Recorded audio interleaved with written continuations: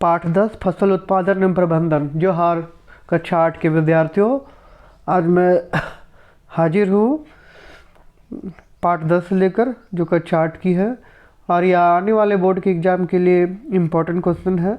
तो आइए ज़्यादा देर ना करते हुए हम लोग वीडियो के आगे की ओर बढ़ते हैं, प्रश्न देखते हैं। वस्तुनिष्ठ प्रश्न, सही विकल्प का चयन कीजिए। पहला, राइजोबियम नामक जीवाणु किस फसल के जड़ में पाए जाने वाले ग्रंथियों में उपस्थित होते हैं? राइजोबियम नामक जो जीवाणु है किस फसल के जड़ में पाए जाने वाले ग्रंथियों में उपस्थित होते हैं? सही जवाब है फलीदार फसल। क्या होगा? फलीदार फसल। दूसरा, स्वपोषी का उदाहरण है। स्वपोषी का उदाहरण है तो स्वपोषी क्या होगा? स्वपोषी जो अपना भोजन स्वयं बनाते हैं, ठीक है। तो आम का पौधा, गाय तो विषमपोषी है, बकरी भी विषमपोषी है, मनुष्य भी विषमपोषी है, तो सही जवाब क्या होगा? आम का पौधा। तीसरा, खरीफ फसल के उदाहरण है। खरीफ फसल मतलब जो वर्षा के ऋतु में होता है। तो वर्षा की ऋतु में क्या क्या होता है? तो गेहूँ तो ठंडा का है, आलू तो ठंडा का है, सोयाबीन तो ठंडा का है। तो बरसात के समय धान उपजता है, तो खरीफ फसल का उदाहरण क्या होगा? धान। चौथा, जंतुओं द्वारा प्राप्त खाद्य पदार्थ है। जंतुओं द्वारा प्राप्त खाद्य पदार्थ है। तो जंतुओं मतलब जो जंतुओं के द्वारा हम लोग प्राप्त करते हैं, दाल तो पौधा, शहद, फल, चावल। चावल तो सही ऑप्शन होगा बी, शहद। मधुमक्खियों के द्वारा प्राप्त होता है ना, उससे मधुमक्खी जो जमा करते हैं उनसे होता है। पांचवा, कृषि के अंतर्गत आते हैं मिट्टी का प्रबंधन, पशुपालन, वर्षा एवं जल संचयन, वानिकी। तो खेती के बारे में क्या क्या होगा? मिट्टी का प्रबंधन और वानिकी।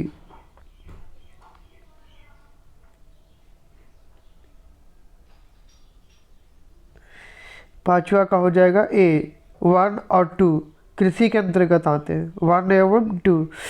वर्षा जल संचयन ये दूसरा चीज़ है। वानिकी जंगल लगाना कृषि का अंतर्गत नहीं है, ये कृषि के अंतर्गत नहीं है, ये दूसरा चीज़ है।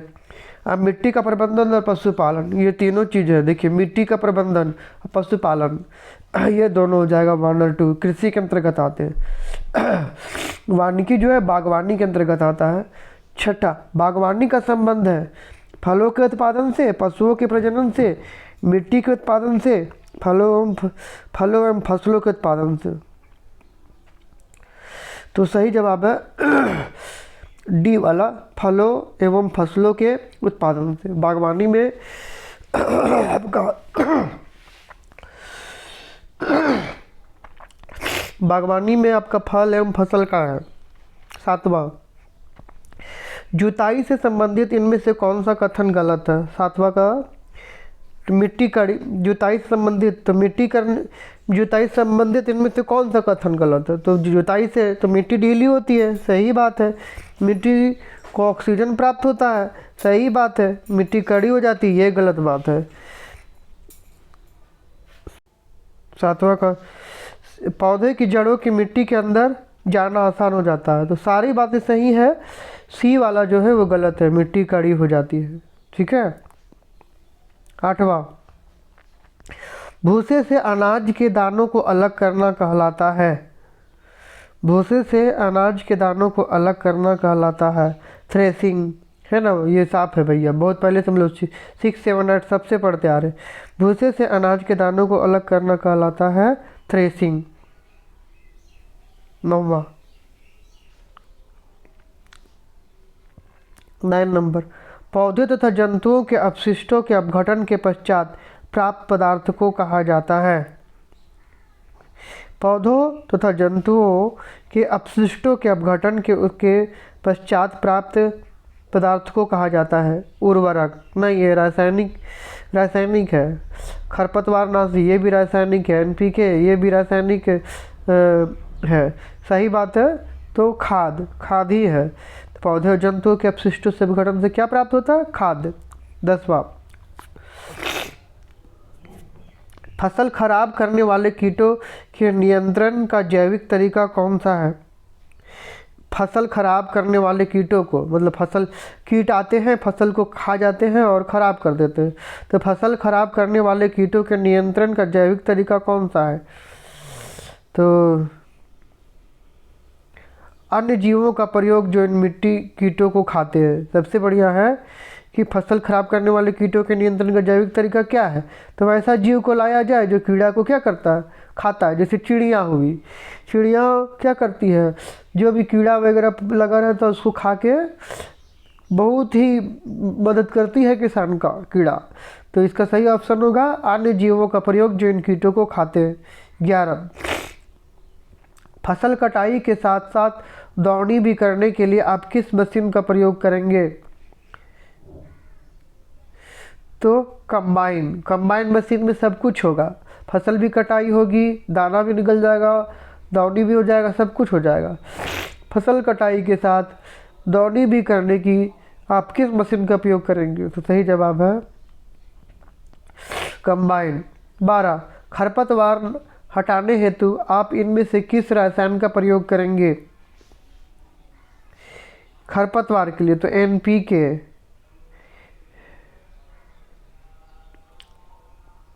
NPK तो खाद है, MCPA यूरिया जैविक खाद। तो खरपतवार हटाने के लिए आपका सही जवाब होगा MCPA। खरपतवार हटाने हेतु कौन सा रसायन का प्रयोग करेंगे? तो MCPA। 13, इनमें से कौन मिट्टी की उर्वरता कायम रखने का तरीका नहीं है? 13 का C, भूमि को परती छोड़ना। इनमें से कौन मिट्टी की उर्वरता कायम रखने का तरीका नहीं है? तो सही जवाब होगा भूमि को परती छोड़ना। भूमि को परती छोड़ना इनमें से कौन मिट्टी की उर्वरता कायम रखने का तरीका नहीं है? तो भूमि को परती छोड़ना नहीं, फसल चक्रण करते रहना चाहिए, बहुफसल पद्धति करते रहना चाहिए, हल चलाना, नहीं तो मिट्टी खराब हो जाएगा। भूमि को परती अगर छोड़ दीजिएगा तो भूमि को परती अगर छोड़ दे तो कुछ नहीं खेती बाड़ी करे तो वह मिट्टी अच्छी नहीं रहेगी, उर्वरता कम हो जाएगी उसकी। 14, कीटनाशी रसायनों के उपयोग का क्या फायदा है? फसल उत्पादन में वृद्धि। कीटनाशी रसायनों के उपयोग का क्या फायदा है? तो एक फायदा है फसल उत्पादन में वृद्धि होती है ना। 15, वायुमंडलीय नाइट्रोजन का नाइट्रेट में बदलने की प्रक्रिया है। 15 का C, नाइट्रोजन स्थिरीकरण। वायुमंडलीय नाइट्रोजन का नाइट्रेट में बदलने की प्रक्रिया क्या चीज़ है? नाइट्रोजन स्थिरीकरण। रिक्त स्थानों की पूर्ति करिए। एक स्थान पर एक ही प्रकार से बड़ी मात्रा में उगाए जाने वाले पौधों को क्या कहते हैं? फसल कहते हैं। दूसरा, फसल उगाने से पहले प्रथम चरण में मिट्टी की तैयारी होती है। फसल उगाने से पहले प्रथम चरण में मिट्टी की तैयारी होती है। तीसरा, क्षतिग्रस्त बीज जल की सतह पर तैरने लगते हैं। क्षतिग्रस्त बीज जल की सतह पर तैरने लगते हैं। चौथा, फसल उगाने के लिए पर्याप्त सूर्य का प्रकाश एवं मिट्टी से पोषक तथा जल आवश्यक है। फसल उगाने के लिए पर्याप्त सूर्य का प्रकाश एवं मिट्टी से पोषक तथा जल आवश्यक है। हार्वेस्टर मशीन द्वारा फसल की अनाज या धान्य फसल कटाई की जाती है। हार्वेस्टर मशीन द्वारा फसल की कटाई की जाती है। हार्वेस्टर मशीन द्वारा फसल की कटाई की जाती है। छठा, गेहूं एवं चावल के फसलों को अनाज या धान्य फसल कहते हैं। गेहूं एवं चावल फसलों को अनाज या धान्य फसल कहते हैं। 7वां, खेती के लिए मिट्टी को तैयार करने का तरीका जुताई कहलाता है। खेती के लिए मिट्टी को तैयार करने का तरीका जुताई कहलाता है। 8वां, बीज की बुवाई हाथ से या आधुनिक यंत्र से सीड ड्रिल से होती है। बीजों की बुवाई हाथ से या आधुनिक यंत्र से होती है, सीड ड्रिल से होती है। 9वां,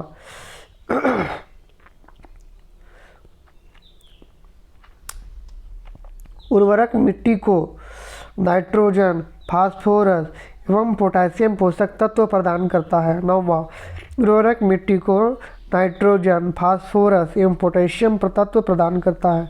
10वां, फलों एवं सब्जियों के बड़े पैमाने पर उत्पादन हार्टिकल्चर कहलाती है।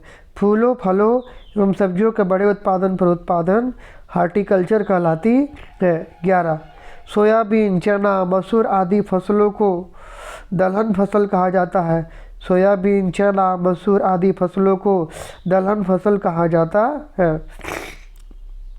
12 खरपतवार अवांछित पौधे होते हैं जो फसलों के साथ उगते हैं एवं फसलों के हिस्से से पोषक तत्वों का उपयोग करते हैं। खरपतवार अवांछित पौधे होते हैं जो फसलों के साथ उगते हैं एवं फसलों के हिस्से के पोषक तत्वों का उपयोग करते हैं। भंडारण से पहले अनाज में नमी की मात्रा 10% से कम होनी चाहिए। भंडारण से पहले अनाज में नमी की मात्रा 10% से कम होनी चाहिए। 14 उर्वरक से मिट्टी को ह्यूमस प्राप्त नहीं होता। उर्वरक से मिट्टी को ह्यूमस प्राप्त नहीं होता। 15 ड्रिप तंत्र फलदार पौधे, बगीचे एवं वृक्षों को पानी देने का सर्वोत्तम तरीका है। ड्रिप तंत्र फलदार पौधों, बगीचों एवं वृक्षों को पानी देने का सर्वोत्तम तरीका है। सही गलत की पहचान करें। दलहन फसल से कार्बोहाइड्रेट प्राप्त होता है। गलत। दलहन फसल से कार्बोहाइड्रेट प्राप्त होता है। गलत। नहीं, दलहन फसल से प्रोटीन प्राप्त होता है, इसलिए यह गलत है। केचुआ किसानों का मित्र है। सही। केचुआ किसानों का मित्र है। सही। तीसरा अत्यधिक उर्वरक के प्रयोग से मिट्टी की संरचना में सुधार होता है। गलत। अत्यधिक उर्वरक के प्रयोग से मिट्टी की संरचना में सुधार होता है। गलत। चौथा बड़े पैमाने पर अनाजों का भंडारण साइलो भंडार में किया जाता है। सही। बड़े पैमाने पर अनाजों का भंडार साइलो भंडार में किया जाता है। सही। कांवड़ मछली के यकृत से प्राप्त तेल में विटामिन ई की प्रचुरता होती है। 5वां गलत। कॉड मछली के यकृत से प्राप्त तेल से विटामिन ई की प्रचुरता प्राप्त होती है। गलत। प्रचुरता होती है। 6 फलों एवं सब्जियों के उत्पादन कृषि के अंतर्गत नहीं आता। 6 का गलत। फलों एवं सब्जियों का उत्पादन कृषि के अंतर्गत नहीं आता, कृषि के अंतर्गत आता है। गलत है। 7वां फसल उगाना सीखने के पश्चात ही मनुष्य ने एक स्थान पर रहना प्रारंभ किया। सही। फसल उगाना सीखने के पश्चात ही मनुष्य ने एक स्थान पर रहना प्रारंभ किया। सही। 8वां खेतों की जुताई से मृदा का क्षरण होता है। गलत। खेतों की जुताई से मृदा का क्षरण होता है। गलत। 9वां खाद्य पौधों को कार्बनिक पोषण पदार्थ देते हैं जबकि उर्वरक अकार्बनिक पोषक पदार्थ देते हैं। सही। खाद्य पौधों को कार्बनिक पोषण पदार्थ देते हैं जबकि उर्वरक अकार्बनिक पोषक पदार्थ देते हैं। सही। 10वां खरपतवार नाशी एवं कीटनाशक रसायन मनुष्य को कोई नुकसान नहीं पहुंचाते। गलत। खरपतवार नाशी एवं कीटनाशक रसायन मनुष्य को कोई नुकसान नहीं पहुंचाते। गलत। कंबाइन यंत्र से हम थ्रेसिंग कर सकते हैं। सही। कंबाइन यंत्र से हम थ्रेसिंग कर सकते हैं। सही। 12 खरीफ फसलों में रबी फसलों से ज़्यादा पानी की आवश्यकता होती है। सही। खरीफ फसलों में रबी फसलों से ज़्यादा पानी की आवश्यकता होती है। कॉलम का सही मिलान करें। कार्बनिक पदार्थ। पहला कार्बनिक पदार्थ पौधों तथा जंतुओं के अपशिष्टों का अपघटन। कार्बनिक पदार्थ पौधों तथा जंतुओं के अपशिष्टों का अपघटन। खरीफ फसल धान मक्का। खरीफ फसल क्या हो जाएगा? धान मक्का। खरपतवार नाशी 2,4-D। खरपतवार नाशी क्या होगा? 2,4-D। उर्वरक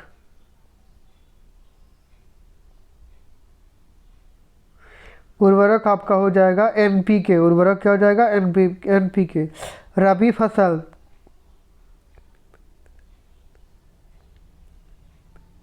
गेहूँ, चना, मटर। रबी फसल में क्या होगा? गेहूँ, चना, मटर। चारा फसल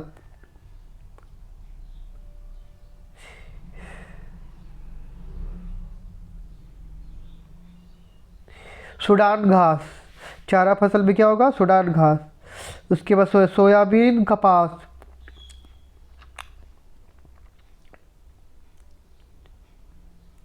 खरीफ फसल सोयाबीन, कपास क्या हो जाएगा? खरीफ फसल। जायद फसल ग्रीष्म फसल। दलहनी फसल, जायद फसल क्या हो जाएगा, दलहनी फसल। वसा फसलें, सरसों, वसा फसलें क्या हो जाएगा, सरसों। और 10वां मोठ, मोठ है क्या, सिंचाई विधि। मोठ क्या चीज़ है, सिंचाई विधि। तो आज के अपडेट के लिए इतना ही, अगले अपडेट के लिए मिलेगा दूसरे वीडियो में। जोहार झारखंड।